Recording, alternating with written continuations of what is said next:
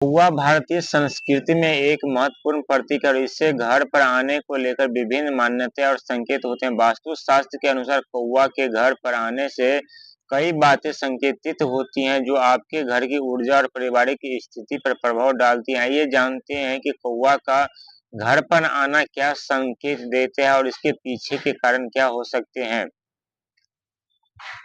वास्तु शास्त्र के अनुसार यदि घर पर कौवा आता है और उसकी आवाज सुनाई देती है तो यह शुभ समाचार या अच्छी खबर का संकेत होता है। अक्सर यह संकेत होता है कि परिवार में किसी सदस्य को अच्छे अवसर या खुशखबरी मिल सकती है। कौवा का घर पर आना यह भी दर्शा सकता है कि घर के भीतर चल रही समस्याओं का समाधान जल्द ही मिलेगा। यह संकेत हो सकता है कि आपके परिवार की समस्याओं का समाधान निकट भविष्य में होगा और पारिवारिक स्थिति में सुधार आएगा।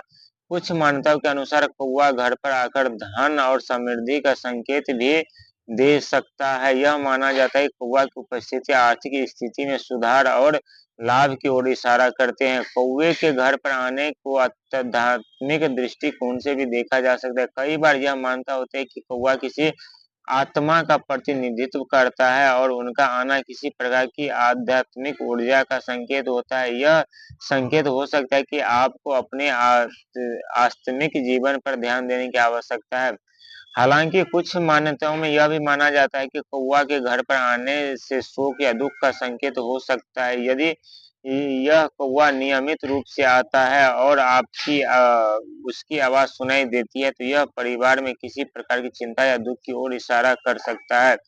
कौवा अगर अकारण परेशानी या अशांति की स्थिति में दिखे तो यह नेगेटिव एनर्जी का संकेत होता है। यह स्थिति में घर से बाहर शांति बनाए रखने और नेगेटिव एनर्जी को दूर करने के उपाय किए जा सकते हैं।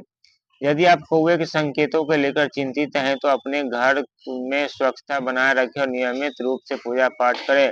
पॉजिटिव एनर्जी के लिए घर में हनुमान जी की तस्वीर या मूर्ति स्थापित करें और नियमित रूप से उनकी पूजा करें।